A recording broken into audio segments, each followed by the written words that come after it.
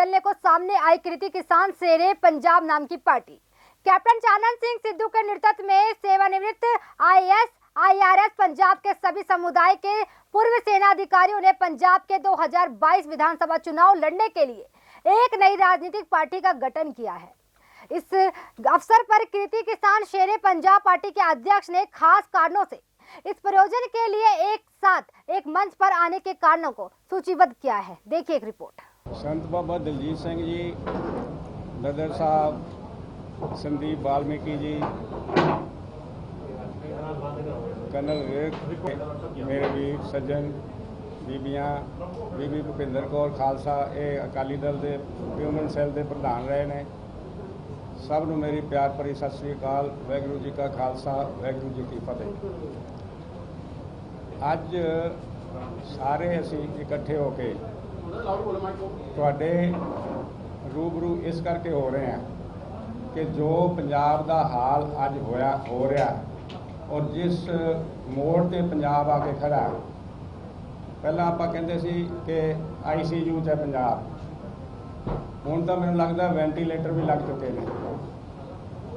और हालांकि असी सारे सीनियर सिटीजन अच्छियां असी आपदियां सेवावां आपदे खेतर च निभाईआं ने और बड़े साडे आपदे खेतर योगदान ने, लेकिन असी पंजाब नूं उजड़दा डुबदा नहीं सहार सकते। इस उम्र दे विच भी सानूं सारिआं नूं इकट्ठे होके एक उपराला करन दा सानूं हौसला वाहिगुरू सच्चे पातशाह ने दिता है।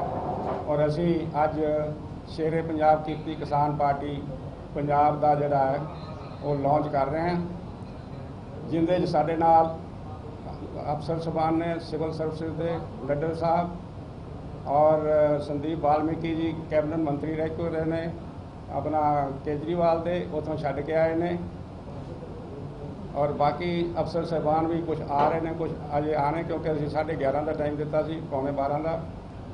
तो सारे सिविल सर्विसिज इकट्ठे होकर जिन्हों का बड़ा योगदान है पंजाब दे विच आपदे टाइम टू टाइम ते वो इकट्ठे होकर असीं अज ये पार्टी लॉन्च की है। और साडा मेन मुद्दा जिहड़ा है कि देखो जो रिसोर्सिस पंजाब दे सीगे, जिस तो सारा रेवन्यू मामला आना सी, वो हैगा साडा एक्साइज, रेता बजरी और साडा केबल ट्रांसपोर्ट, ये सारे महकमे जिहड़े ने ये लुट का शिकार बने हुए हैं। और एक बहुत वड्डा नैक्सस है पॉलिटिशियन एंड पुलिस का। तुसीं इमैजिन करो कि जिन्नियां भी प्रॉपर्टियां जिहड़ियां कलोनियां कट्टियां जा रही ने, भावें वो होवे अपना बटाले च, भावें वो जलंधर च होण, सब उत्थे पुलिस वालियां दे मोटे पैसे लगे हुए हैं करोड़ों के हिसाब नाल।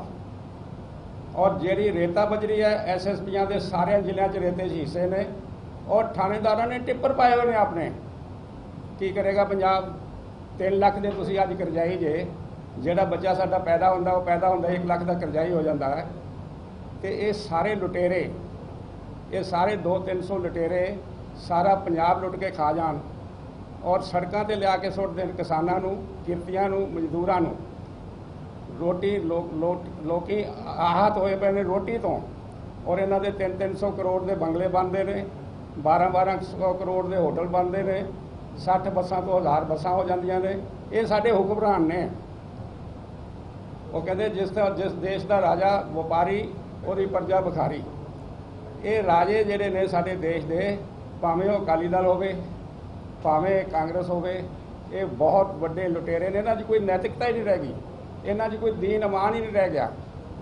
जे इन्हां 'च कोई दीन ईमान होवे तो ये पंजाब नूं अच्छे राह ते लिजा सकते हैं, लेकिन इस कदर पंजाब नूं लुट रहे हैं, इस कदर पंजाब नूं लुटिया जा रहा है कि अज सानूं सारिआं नूं इकट्ठे होके साडा एम यह है कि असी पंजाब की नौजवानी नूं शिंगार के सोध के किसान के बच्चों नूं, किरतियां के बच्चों नूं अगे लिया के असी इलैक्शनां लड़ावांगे और उन्होंने फाइनेंस भी करांगे, उन्होंने ट्रेनिंग भी देंगे और उन्होंने सरकार का हिस्सा बनावांगे, ताकि इन्हां लुटेरियां नूं ये जिहड़े लुट कसुट जिन्हां ने पाई हुई है सारा पंजाब लुट के खा गए।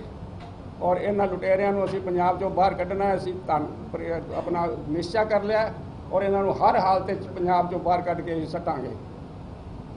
प्लैनिंग हो रही है हाँ जी ਕਿਰਤੀ ਕਿਸਾਨ ਸ਼ੇਰੇ ਪੰਜਾਬ ਪਾਰਟੀ ਨਵਾਂ ਨਾਂ ਹੈ ਇਹਦਾ, ਕਿਉਂਕਿ ਕਿਰਤੀ ਤੇ ਕਿਸਾਨ ਸ਼ਡਿਊਲਡ ਕਾਸਟ ਤੇ BC ਸਮਾਜ ਨੂੰ ਬਰਾਬਰ ਦੀ ਨੁਮਾਇੰਦਗੀ ਇਸ ਪਾਰਟੀ 'ਚ ਦਿੱਤੀ ਜਾਏਗੀ। ਇਹਦੇ ਵਿੱਚ ਖਵਾ ਕੇ ਫਿਰ ਵੀ ਉਹਦੇ ਤੇ ਕੋਈ ਕਾਰਵਾਈ ਨਹੀਂ ਹੋਈ। ਅਸੀਂ ਹਰ ਬੰਦੇ ਨੂੰ ਉਹਦਾ ਬਣਦਾ ਹੱਕ ਦਿਆਂਗੇ ਔਰ ਜਿਹੜੀ ਰਿਹੈਬਿਲਿਟੇਸ਼ਨ ਹੋਏਗੀ, ਕਿਉਂਕਿ ਸਾਨੂੰ ਪਤਾ ਉਹਨਾਂ ਕੋਲ ਜ਼ਮੀਨਾਂ ਨਹੀਂ ਹੈਗੀਆਂ, ਉਹਨਾਂ ਨੇ ਮਿਹਨਤਾਂ ਕਰਨੀਆਂ ਨੇ, ਉਹਨਾਂ ਦੀ ਰਿਹੈਬਿਲਿਟੇਸ਼ਨ ਅਸੀਂ ਉਹਨਾਂ ਨੂੰ ਰੁਜ਼ਗਾਰ ਦੇ ਕੇ ਕਰਾਂਗੇ। ਔਰ ਗਰੀਬਾਂ ਨੂੰ ਅਸੀਂ ਬੱਕਰੀਆਂ ਦੇਵਾਂਗੇ, ਅਸੀਂ ਸੂਰ ਪਾਲਣ ਕਰਾਵਾਂਗੇ। ਔਰ ਪ੍ਰੋਬਲਮ ਕੀ ਆਉਂਦੀ ਹੈ? ਪ੍ਰੋਬਲਮ ਇਹ ਆਉਂਦੀ ਹੈ ਕਿ ਸੂਰ ਪਾਲਣ ਬੜਾ ਸੰਗਰੂਰ 'ਚ ਹੋਇਆ, ਜੱਟਾਂ ਨੇ ਵੀ ਬੜਾ ਕੀਤਾ। ਪ੍ਰੋਬਲਮ ਆਉਂਦੀ ਹੈ ਮਾਰਕੀਟਿੰਗ ਦੀ। ਉਹਨਾਂ ਦਾ 100 ਰੁਪਏ ਕਿਲੋ ਕੋਈ ਲੈਂਦਾ, ਹਾਲਾਂਕਿ $22 ਦਾ ਕਿਲੋ ਹਾਂਗਕਾਂਗ 'ਚ ਵਿਕ ਰਿਹਾ। ਇਹ ਭਾਵੇਂ ਲੱਖ ਟਨ ਭੇਜ ਦਿਓ। ਸਾਡੇ ਤਾਂ ਇੱਥੇ ਚੀਕੂ ਤੇ ਸੀਤਾਫਲ ਖਾਣ ਲੱਗੇ ਹੋਏ ਨੇ, ਇਹਨਾਂ ਨੂੰ ਤਾਂ ਕਿਸਾਨਾਂ ਦਾ ਕੋਈ ਫਰਕ ਹੀ ਨਹੀਂ ਪੈਂਦਾ। ਅਸੀਂ ਸਾਰਾ ਟੈਂਡਰੀਜ਼ ਲਾ ਕੇ ਖੁਦ ਪੈਕ ਕਰਾ ਕੇ ਖੁਦ ਖਰੀਦ ਕੇ ਸਾਰਾ ਐਕਸਪੋਰਟ ਕਰਾਂਗੇ ਜਿੰਨਾ ਵੀ ਹੋਏਗਾ। ਔਰ ਇੰਡੀਆ ਹਰ ਘਰ ਨੂੰ 5-5 ਬੱਕਰੀਆਂ ਦੇਵਾਂਗੇ। ਔਰ ਜੇ ਕੋਈ ਹੋਰ ਰੁਜ਼ਗਾਰ ਕਰੇਗਾ, ਦੇਖੋ ਅਸੀਂ ਇਹਨੂੰ ਟੈਪ ਕਰਾਂਗੇ ਐਕਸਾਈਜ਼ ਨੂੰ। ਘੱਟੋ ਘੱਟ 40-50 ਹਜ਼ਾਰ ਕਰੋੜ ਰੁਪਇਆ ਅਗਰ ਸਰਕਾਰੀ ਅਸੀਂ ਠੇਕੇ ਕਰ ਦਿੰਦੇ ਹਾਂ, ਅਸੀਂ ਸਰਕਾਰ ਸਾਂਭ ਲੈਂਦੀ ਹੈ, ਤੇ 40-50 ਹਜ਼ਾਰ ਕਰੋੜ ਅਸੀਂ ਐਕਸਾਈਜ਼ ਤੋਂ ਕਮਾਵਾਂਗੇ। 20,000 ਕਰੋੜ ਅਸੀਂ ਟਰਾਂਸਪੋਰਟ ਤੋਂ ਕਮਾਵਾਂਗੇ। 20,000 ਕਰੋੜ ਅਸੀਂ ਰੇਤਾ ਬਜਰੀ ਤੋਂ ਕਮਾਵਾਂਗੇ, ਉਹਦਾ ਵੀ ਕਾਰਪੋਰੇਸ਼ਨ ਬਣਾਵਾਂਗੇ। ਔਰ ਇਸੇ ਤਰ੍ਹਾਂ ਹੀ ਜਿਵੇਂ ਤੁਹਾਡਾ ਕੇਬਲ ਮਾਫੀਆ, ਅੱਜ ਦੇਖੋ 1 ਰੁਪਈਆ ਵੀ ਟੈਕਸ ਨਹੀਂ ਹੈਗਾ। ਮੈਨੂੰ ਐ ਲੱਗਿਆ ਵੀ ਪਹਿਲਾਂ ਬਾਦਲਾਂ ਨੂੰ ਦਿੰਦੇ ਸੀ ਮੋਟੀ ਰਕਮ, ਹੁਣ ਅਮਰਿੰਦਰ ਸਿੰਘ ਨੂੰ ਜਾ ਰਹੀ ਹੈ। तो ये किसी भी कीमत से किसी भी जगह पर एक कोई छड़ ही नहीं रहे। और ट्रांसपोर्ट का कितना देखो, तो शायद नहीं पता, एक ऐसी बस जो सड़क पर आती है वह 5200 रुपया टैक्स पहला भरना पैंदा, फिर वो सड़क पर आ सकती है। अज हज़ारा ही बसा चलदियाँ, एक बस के 5-5 नंबर ने। मेरे दफ्तर के सामने अमृतसर खड़ियाँ होंदियां 99, एक 5-5 बसा तो एक नंबर, 1 रुपया टैक्स नहीं दे रहे। तो सरकार सुती पई है, अफसर सुते पे ने। ये बहुत बड़ा नैक्सस है पॉलिटिशियनां दा ते पुलिस का। ये नैक्सस जब तक तुसी ब्रेक नहीं करोगे पंजाब का भला नहीं हो सकता। 117 सीटां ते चोण लड़ांगे जी। असीं कैंडीडेटां दी शांति तुहानूं 2 महीनों दे विच कर देंगे। अजे we are starting no village to village, city to city. Already असीं we are on the job और बड़ी जल्दी सारिਆਂ ਨੂੰ ज्वाइन करा के और फिर असीं साडे नाल बहुत सानूं ऑफरां आ रही हैं। बहुजन समाज पार्टी के लीडर साहब कह रहे सी बहुत लीडर सानू छड्ड के सानू ज्वाइन करना चाहते हैं। अकाली दल के बहुत ज्वाइन करना चाहते हैं। कांग्रेस के सिटिंग MLA भी साडे नाल इन टच ने। तो असी किसी MLA नूं लेना, किसी मंत्री नूं नहीं लेना। असी जनरल पब्लिक के विचों बंदे लभ के आम सधारण जट का भी भावें क्यों ना होवे, असी उन्हां नूं फील करांगे। हरियाणा ले लो, पंजाब ले लो, मैं बेसिकली हरियाणा की बात करूँ या दिल्ली की, पंजाब में तो अभी नया हुआ, काफ़ी साल के बाद हुआ। आज तक BSP का कोई भी समझौता मैच्योर नहीं हुआ। और BSP एक ऐसी पार्टी है जो अंबेडकर के नाम पे पूरे बहुजनों को बेचती है। ठीक है, आपने देखा होगा कोई कंडीशन नहीं सामने आई, समझौता किस कंडीशन पे हुआ? दलित CM होगा, डिप्टी CM हुआ, या क्या दलितों के लिए पॉलिसीज आएंगी, बादल क्या करेंगे, जो पहले क्या किया। ये तो सिर्फ जो है ना पंजाब का चुनाव फाइनेंस मुझे लगता है बादलों ने कर दिया होगा और मोटी रकम दे दी होगी, जिसके माध्यम से पंजाब के दलितों को बेचा जाता है। और ये बहुत बड़ा नेक्सस है, ये तोड़ना पड़ेगा हमें। अम्बेडकरवाद के नाम पे भी दुकानें चल रही हैं लोगों की। जैसे कि 35% यहाँ पे हमारा दलित वोट बैंक है, 31 वो लखनऊ से फाइनल होता है, जो वहाँ जो बसपा स्कूल में बैठ के फैसले लेती है, क्या आपको लगता है कि वो सही होंगे? देखिए, मैं बेसिकली हरियाणा से हूँ, दिल्ली में राजनीति में आए, और मैं पंजाब में सहयोग करने आया हूँ। सिर्फ मैं यहाँ राजनीति करने नहीं आया। मैं चाहता हूँ पंजाब के लोग राजनीति करें। पंजाब के लोगों को हमेशा ठगा है, चाहे अरविंद केजरीवाल ने ठगा हो, चाहे भाजपा ने ठगा हो, चाहे बादलों ने ठगा हो, चाहे कांग्रेस ने ठगा हो। यहाँ पर नाम पंजाब के लोगों का होता है, लेकिन राजनीति बाहर के लोग करते हैं। व्यापारी बन के आते हैं, यहाँ लोग लूट के चले जाते हैं। यही पंजाब के साथ हुआ। जहाँ तक बहुजन समाज पार्टी की बात करते हैं, तो उसने सिर्फ एक विशेष कुछ चंद लोगों को उठाने का काम किया और कुछ नहीं किया। और बीजेपी की सपोर्ट मैं चाहता हूँ, मैं खुल के कहना चाहता हूँ, जहां जहां BSP मजबूत थी वहां वहां बादलों को सीट दे दी। जहां BJP मजबूत है वहां पर खुद ले ली ताकि BJP निकल जाए। BJP, BSP और बादल एक ही बात है। किसी को वोट दे दो, ये कोई नई बात थोड़ी ना है। और दोनों, मैं तो एक बड़ा सवाल पूछना चाहता हूँ मायावती से आपके प्रेस कॉन्फ्रेंस के माध्यम से कि जो बेअदबी हुई है गुरु ग्रंथ साहब की, क्या उस पर भी चर्चा हुई है बादलों से? तो ये सारी चीजें डिस्कशन होना चाहिए। और फिर भाई पंजाब के लोग इतने सक्षम हैं कि वो खुद डिसीजन ले सकते हैं। लद्दर साहब हमारे बीच में बैठे हैं, अधिकारी रहे, पूरे पंजाब में इन्होंने काम किया है, रविदासिया समाज से हैं, सारा समाज इनके साथ, आधी से ज्यादा बीएसपी के लोगों ने संपर्क कर लिया। जब फील्ड में जाएंगे सारी बीएसपी में रहना ही कुछ नहीं है, 2-3 वो प्रभारी हैं, एक अध्यक्ष है, वो बिके हुए हैं और वहां कुछ वहां पहुंच लिया, कुछ इनको मिल जाएगा, खत्म बात। बहुजनों को बेच रहे हैं काम किया आज तक। काशीराम जी के जाने के बाद बीएसपी सिर्फ जो है ना एक एजेंट का काम कर रही है दूसरी पार्टियों के लिए, बहुजन समाज को बेचने के लिए, उनकी वोटों को बेचने। ਕਿਸਾਨ ਹੈ ਜਿਹੜਾ ਕਿਸਾਨਾਂ ਦੇ ਮੁੱਖ ਮੰਤਰੀਆਂ ਦੇ ਹੁੰਦਿਆਂ ਹੋਇਆਂ ਖੁਦਕਸ਼ੀਆਂ ਪੰਜਾਬ ਵਿੱਚ ਸਭ ਤੋਂ ਵੱਧ ਕਿਸਾਨ ਕਰਦਾ ਹੈ। तो ਅਸੀਂ ਕਿਸਾਨਾਂ ਦੀ ਪਾਰਟੀ ਬਣ ਕੇ ਦਿਖਾਵਾਂਗੇ। ਕਿਸਾਨ ਸਾਡੇ, ਮੈਂ ਕਿਉਂ ਗਿਆ, ਮੇਰੀ ਤਾਂ ਕੋਈ ਜ਼ਮੀਨ ਨਹੀਂ ਹੈ, ਮੇਰਾ ਕੋਈ ਸਟੇਕ ਨਹੀਂ ਹੈ, ਮੈਂ ਸਮਝਦਾ ਕਿ ਕਿਸਾਨ ਦੁਖੀ ਹੈ। ਕਿਸਾਨ ਦਾ ਜਿਹੜਾ ਹਿੱਤ ਹੈ ਉਹ ਆਪਣਾ ਦਲਿਤ ਤੇ ਕਿਸਾਨ ਇਕੱਠੇ ਹੋ ਕੇ ਪੰਜਾਬ ਤੇ ਉਹਨਾਂ ਦਾ ਰਾਜ ਹੋਣਾ ਚਾਹੀਦਾ। ਲੇਕਿਨ ਅਨਫੋਰਚੂਨੇਟਲੀ ਜਿਹੜੇ ਰਾਜ ਕਰ ਰਹੇ ਆ, ਭਾਵੇਂ ਉਹ ਕਾਂਗਰਸ ਹੈ ਭਾਵੇਂ ਉਹ ਅਕਾਲੀ ਹੈ, ਉਹ ਜਿਹੜੇ ਲੋਕ ਹੈ ਉਹ ਕਾਰਪੋਰੇਟ ਘਰਾਣਿਆਂ ਦੇ ਨਾਲ ਮਿਲੇ ਹੋਏ ਆ। ਪੰਜਾਬ ਦਾ ਕਿਸਾਨ ਸੁਸਾਈਡ ਕਰ ਰਿਹਾ, ਉਹਨਾਂ ਦੀ ਬਲਾ ਤੋਂ ਉਹਨਾਂ ਨੂੰ ਕੋਈ ਫਰਕ ਨਹੀਂ ਪੈਂਦਾ। ਇਹ ਜਿਹੜਾ ਤੁਸੀਂ ਗੱਠਜੋੜ ਦੀ ਗੱਲ ਕੀਤੀ ਸੀ ਬਸਪਾ ਤੇ ਅਕਾਲੀ ਦਲ ਦੀ, ਮੈਂ ਤੁਹਾਨੂੰ ਇਹ ਦੱਸਣਾ ਚਾਹੁੰਦਾ ਆ ਬਰੀਫਲੀ ਕਿ ਇੱਕ ਗੱਠਜੋੜ ਇਕੱਲਾ ਬਸਪਾ ਤੇ ਅਕਾਲੀਆਂ ਦਾ ਨਹੀਂ ਹੈ। ਜਿਵੇਂ ਸੰਦੀਪ ਵਾਲਮੀਕੀ ਜੀ ਨੇ ਦੱਸਿਆ, ਇਹ ਗੱਠਜੋੜ ਬਸਪਾ, ਅਕਾਲੀ ਦਲ ਤੇ ਬਾਦਲਾਂ ਦਾ ਤੇ ਨਾਲ ਬੀਜੇਪੀ ਦਾ ਵੀ ਹੈ। ਮੇਰੇ ਕੋਲ ਡਾਟਾ ਹੈ ਪੂਰਾ, ਮੈਂ ਤੁਹਾਨੂੰ ਸਾਰਾ ਕੱਲਾ ਡਾਟਾ ਦੱਸ ਸਕਦਾ ਆ। ਇਹਨਾਂ ਨੇ ਪਿਛਲੇ ਇਲੈਕਸ਼ਨ ਦੇ ਵਿੱਚ ਪਾਇਲ ਦੇ ਵਿੱਚ 618 ਵੋਟਾਂ ਮਿਲੀਆਂ, ਅੰਮ੍ਰਿਤਸਰ ਸੈਂਟਰਲ ਦੇ ਵਿੱਚ 500 ਵੋਟਾਂ ਮਿਲੀਆਂ, ਅੰਮ੍ਰਿਤਸਰ ਨਾਰਥ ਦੇ ਵਿੱਚ 603 ਵੋਟਾਂ ਮਿਲੀਆਂ, ਪਠਾਨਕੋਟ ਦੇ ਵਿੱਚ 470 ਵੋਟਾਂ ਮਿਲੀਆਂ, ਬੱਸੀ ਪਠਾਣਾ ਦੇ ਵਿੱਚ 819 ਵੋਟਾਂ ਮਿਲੀਆਂ। ਤੁਸੀਂ ਦੱਸੋ, ਇੱਥੇ ਆਪਣਾ ਇਹਨਾਂ ਕੋਲ ਕੈਂਡੀਡੇਟ ਵੀ ਨਹੀਂ ਹੈ। ਬਸਪਾ ਦੇ ਕੋਲ ਜਨਰਲ ਸਮਾਜ ਦੇ ਵਿੱਚ ਇੱਕ ਕੈਂਡੀਡੇਟ ਨਹੀਂ ਹੈ ਤੇ ਅਕਾਲੀਆਂ ਨੇ ਖੜਾ ਨਹੀਂ ਕਰਨਾ, ਚੋਣ ਨਿਸ਼ਾਨ ਹੱਥ ਹੀ ਮਿਲਣਾ ਤੇ ਸੀਟ ਜਿੱਤੇਗਾ ਕੌਣ? ਕੀ ਸਮਝਣਾ ਔਖਾ ਹੈ? ਤੁਸੀਂ ਨਹੀਂ ਸਮਝਦੇ। ਭਾਜਪਾ ਜਿੱਤੇਗੀ। 12 ਸੀਟਾਂ ਅਕਾਲੀਆਂ ਨੇ ਭਾਜਪਾ ਨੂੰ ਵੇਚੀਆਂ ਤੇ ਇਹਨਾਂ ਦੇ ਵਿੱਚੋਂ ਜਿੰਨੀਆਂ ਸੀਟਾਂ ਤੇ ਜਿੱਤ ਸਕਦਾ ਸੀ ਬਸਪਾ, ਉਹ ਸੀਟਾਂ ਇਹਨਾਂ ਨੇ ਅਕਾਲੀਆਂ ਨੂੰ ਦੇ ਦਿੱਤੀਆਂ। ਪਹਿਲੇ ਨੰਬਰ ਤੇ ਆਈ ਹੈ ਬੰਗਾ, ਪਿਛਲੇ ਇਲੈਕਸ਼ਨਾਂ 'ਚ ਪਾਰਲੀਮੈਂਟ ਇਲੈਕਸ਼ਨ ਹੋਇਆ, ਫਿਲੌਰ, ਆਦਮਪੁਰ, ਉਹ ਸੀਟਾਂ ਵੀ ਇਹਨਾਂ ਨੇ ਨਹੀਂ ਲਈਆਂ ਤੇ ਜਿੱਤਣਾ ਕਿੱਥੋਂ ਹੈ? ਤੇ ਦਲਿਤ ਕੋਈ ਮੱਝ ਗਾਏ ਆ ਜਿਹਨੂੰ ਮਰਜ਼ੀ ਫੜਾ ਦਿੱਤਾ ਜਾਵੇ? ਤੇ ਭੈਣ ਮਾਇਆਵਤੀ ਨੂੰ ਕੀ ਅਧਿਕਾਰ ਹੈ ਕਿ ਉੱਥੇ ਬੈਠ ਕੇ ਸਮਝੌਤੇ ਕਰੇ ਪੰਜਾਬ ਦੇ ਦਲਿਤਾਂ ਦੇ? ਇਹ ਜਿਹੜੀ ਪਾਰਟੀ ਕਿਰਤੀ ਕਿਸਾਨ ਸ਼ੇਰੇ ਪੰਜਾਬ ਪਾਰਟੀ ਬਣੀ ਆ, ਇਹਦੇ ਵਿੱਚ ਬਰਾਬਰ ਦਾ ਹੱਕ ਸਾਰੇ ਸਮੁਦਾਇ ਨੂੰ ਮਿਲੇਗਾ। OBC ਜਿਨ੍ਹਾਂ ਦੀ ਆਬਾਦੀ 40% ਦੇ ਕਰੀਬ ਹੈ, ਇੱਕ ਵੀ ਵਜ਼ੀਰ ਨਹੀਂ ਹੈ, ਉਹਨਾਂ ਨੂੰ ਵੀ ਬਰਾਬਰ ਦਾ ਹੱਕ ਮਿਲੇਗਾ। MLA ਵੀ ਬਰਾਬਰ ਬਣਨਗੇ, ਵਜ਼ੀਰ ਵੀ ਬਰਾਬਰ ਬਣਨਗੇ ਔਰ ਜਿਹੜਾ ਮੰਡਲ ਕਮਿਸ਼ਨ ਹੈ 27% ਜਿਹਦੇ ਮੁਤਾਬਕ ਮਿਲਣਾ ਚਾਹੀਦਾ, ਉਹ ਵੀ ਲਾਗੂ ਹੋਵੇਗਾ। ਅਸੀਂ ਆਪਣਾ ਇਸ ਫਿਲਾਸਫੀ ਨੂੰ ਲੈ ਕੇ ਅੱਗੇ ਇਕੱਠੇ ਹੋਏ ਆ। ਸਿਆਸਤ ਕਰਨ ਦਾ ਜਾਂ ਅਹੁਦੇ ਲੈਣ ਦਾ ਜਾਂ ਸੱਤਾ ਭੋਗਣ ਦਾ, ਅਸੀਂ ਤਾਂ MLA ਤੋਂ ਉੱਪਰ ਪਹਿਲੇ ਹੀ IAS ਬਣ ਕੇ 4 ਜ਼ਿਲ੍ਹਿਆਂ ਦਾ ਮੈਂ DC ਰਿਹਾ, ਬਤੌਰ ਡਿਵੀਜ਼ਨਲ ਕਮਿਸ਼ਨਰ ਰਿਹਾ 6.5 ਸਾਲ। ਸਾਡਾ ਮਕਸਦ ਹੁਣ ਸਮਾਜ ਨੂੰ, ਪੰਜਾਬ ਦਾ ਯੂਥ ਜਿਹੜਾ 1.5 ਲੱਖ ਹਰ ਸਾਲ ਬਾਹਰ ਜਾ ਰਿਹਾ, ਉੱਥੇ ਗੁਲਾਮੀ ਕਰਦਾ, ਮਿਹਨਤ ਕਰਦਾ, ਗੁਲਾਮੀ ਹੈ ਦੂਸਰੇ ਦੇਸ਼ਾਂ ਦੇ ਵਿੱਚ। ਅਸੀਂ ਸਾਡੇ ਭਗਤ ਸਿੰਘ ਨੇ, ਸਰਾਭਾ ਨੇ ਇੱਥੋਂ ਜਾਨਾਂ ਮਾਰ ਕੇ ਅੰਗਰੇਜ਼ਾਂ ਨੂੰ ਭਜਾਇਆ, ਲੇਕਿਨ ਅੱਜ ਅਸੀਂ ਆਪਣਾ ਪੈਸਾ ਖਰਚ ਕਰਕੇ ਜ਼ਮੀਨਾਂ ਵੇਚ ਕੇ ਉਹਨਾਂ ਮੁਲਕਾਂ ਦੇ ਵਿੱਚ ਜਾ ਰਹੇ ਹਾਂ। ਸਾਡੇ ਸਿਆਸਤਦਾਨ ਪੰਜਾਬ ਦਾ ਉਹਨਾਂ ਨੇ ਬੇੜਾ ਗਰਕ ਕਰਤਾ।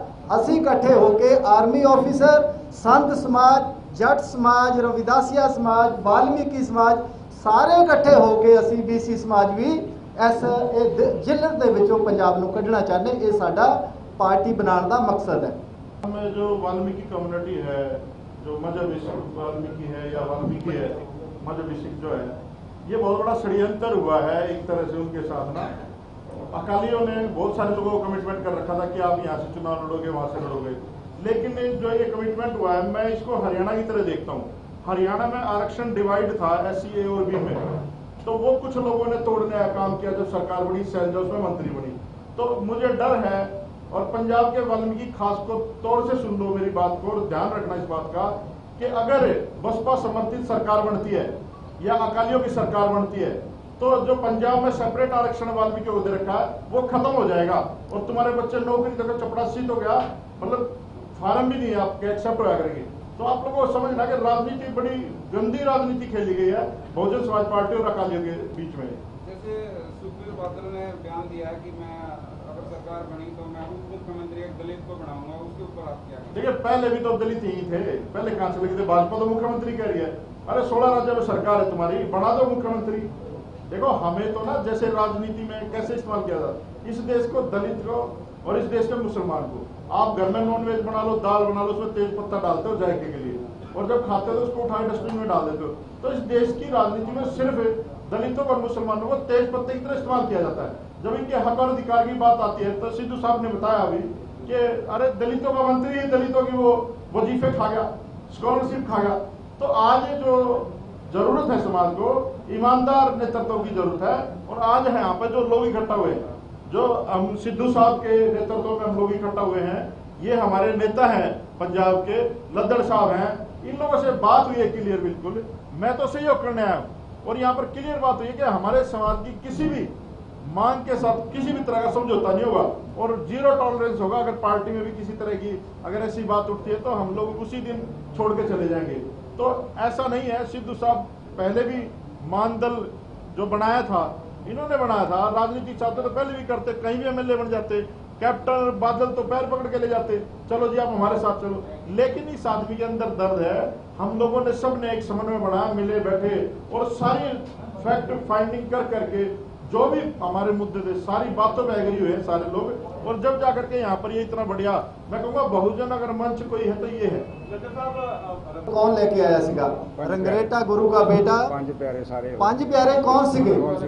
और जेड़ा गुरु गोबिंद सिंह जी, चमकौर साहब, बाबा संगत सिंह कौन सी?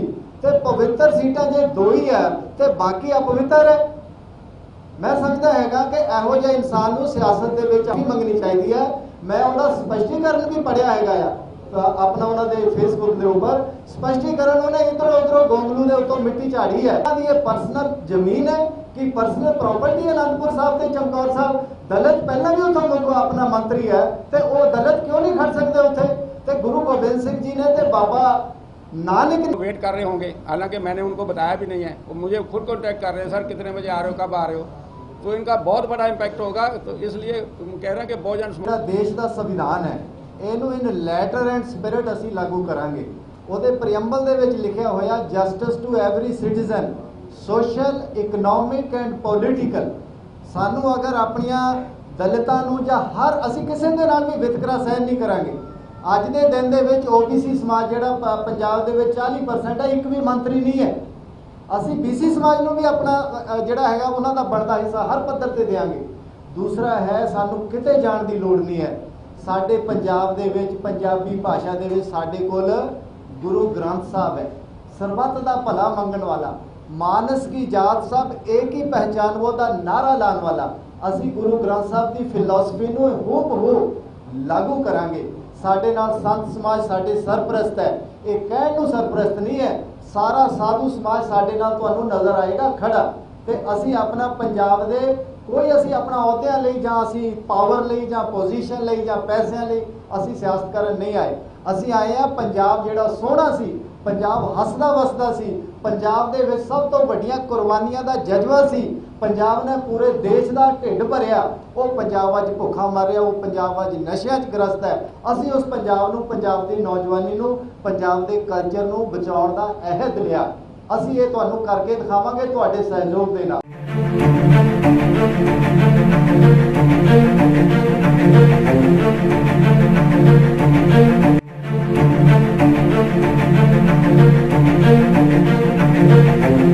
ऐसा अवसर फिर नहीं मिलेगा। अब हरियाणा सरकार की दीनदयाल आवास योजना के अंतर्गत सेक्टर 1 तरावड़ी में 135 और 142 गज के प्लॉट्स मात्र 21,000 रुपए देकर बुक करवाएं। क्रेडिट सोसाइटी, सड़क, sewerage, street light, park, community centre, तुरंत रजिस्ट्री और पोसेशन भी। कॉल 9466034000।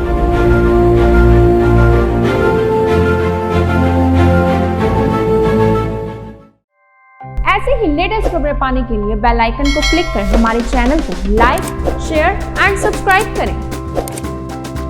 धन्यवाद।